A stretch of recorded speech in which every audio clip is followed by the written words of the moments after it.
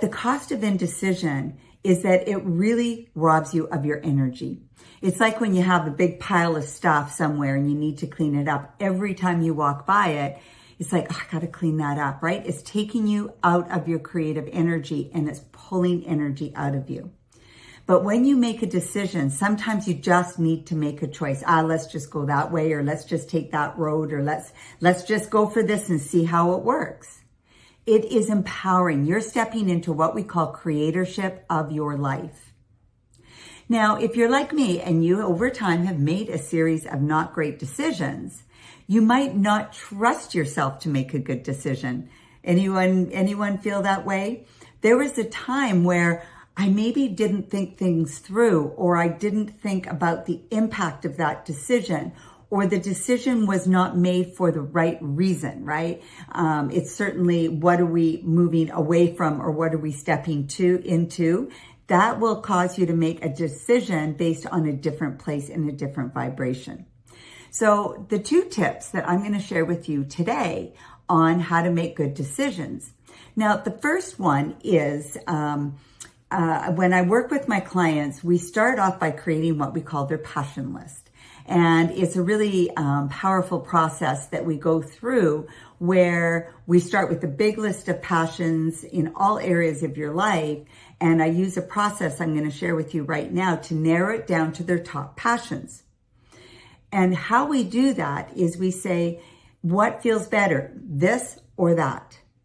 So if you have a choice, we could go there or go there. We could do this or we could do that. Ask yourself, don't think it, feel it. If you could do this or this, what feels better? This or that, what feels better? And then you can make a choice. So that's a great way if you have a this or that option that you can make. The other is if you have a yes or no option. Is this the right decision for the highest vibrational outcome? I have my clients sit eyes closed, breathe into the belly, and feet planted. Now, if they're just learning this, I'll have them stand up because you'll get a better visceral response from standing. So if you are going to try this with me and you're like, I don't really feel anything, then stand up. And then after a while of practicing, it'll just be like boom, boom.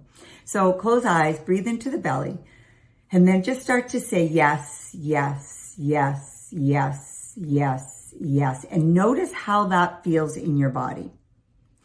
And then say no, no, no, no, no, no, no. And notice how that feels in your body. If you don't feel a big difference, keep doing it until you do. Typically, a yes feels more open, expansive. It feels like you're almost sitting up taller through your spine. You might find a smile coming on your face, a yes. You'll also start to get body motions. So when I sit up from my chair and I say yes, yes, yes, I start falling forward. And when I say no, no, I get kicked back and I fall back. So that does take practice. Start at standing and see how it feels. So it's called taking it to the body and letting your body, because your body's wisdom is always out for your highest good, is connected to your higher levels of intuition and your higher levels of connection to the universe of pure consciousness. That's another conversation, but we are all pure consciousness having an experience in a physical body.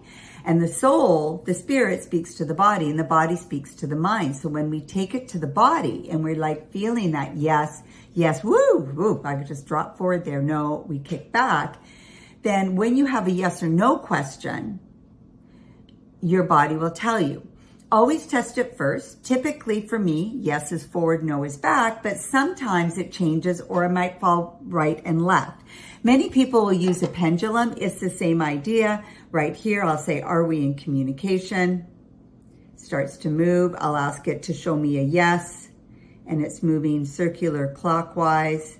And I'll ask it to show me a no, and it moves up and down. This is just really my body that's making that happen, but it's so visceral. It's so much connected to the ethers here that, my chakras 10, 11, and 12 that live outside of my body, that this is the pendulum responding to that. So pendulum is another way.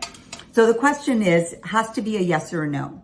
So you can take a food item, like a drink, maybe test a water and a Coke, for example, and hold it to your body. You've pre-tested yes and no, and you could ask yourself, is this the best thing for me for the highest vibrational outcome?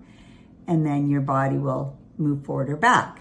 Now, with that, your body is testing and giving that answer for right now. So if you go grocery shopping and you practice at grocery shopping and you want to test, say, fish or chicken, your body's responding what is best right now.